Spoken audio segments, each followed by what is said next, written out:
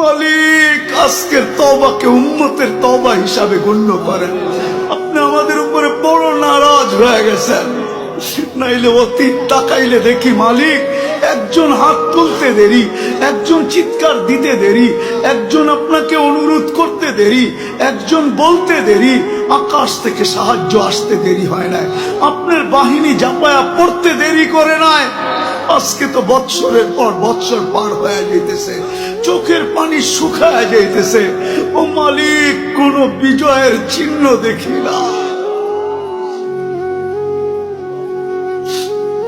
কত রোজাও তো ফিলিস্তিনওয়ালাদের ইফতার হয়তো লাশ দিয়া, সেহরি হয়তো লাশ দিয়া। আল্লাহ এই রোজাও কি এরকমই হবে জানি না মালিক। এত নারাজ হয়ে গেলেন কেন মালিক? এত নারাজ হয়ে গেলেন কেন? বেশক আমরা শাস্তির যোগ্য, অস্বীকার করি না, কিন্তু আপনি শাস্তি দেন না।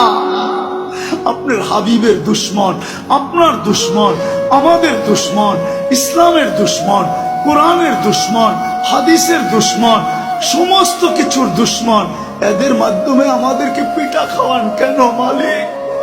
কেন মার খাওয়ান? কেন ওদের হাতে আমাদেরকে বেইজ্জত করেন? কেন আমাদের মা বোনদেরকে বেইজ্জত করান? কেন দুধের শিশুর রক্ত জড়ে ওদের হাত দিয়া? আপনি কি আমাদেরকে ছেড়েই দিলেন? আমরা যাব তো যাব কোথায়?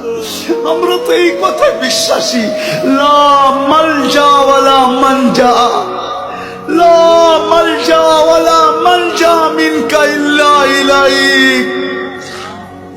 ডাইনে দেখি তো আপনাকে দেখি, বামে দেখি তো আপনাকে দেখি, সামনে দেখি তো আপনাকে দেখি, পিছে দেখি তো আপনাকে দেখি, উপরে দেখি তো আপনাকে দেখি, নিচে দেখি তো আপনাকে দেখি, নিচের দিকে তাকাই তো আপনাকে দেখি, ভিতরে তাকাই তো আপনাকে দেখি, বাহিরে তাকাই তো আপনাকে দেখি। আপনাকে ছাড়া তো কাউকে আমরা চিনি না মালিক।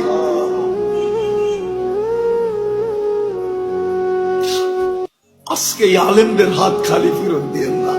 আমারটা দিয়া দেন, কোনো আপত্তি নাই, কিন্তু আমার ডাইনে বামের আলেমদের হাত খালি ফেরত দিয়েন না।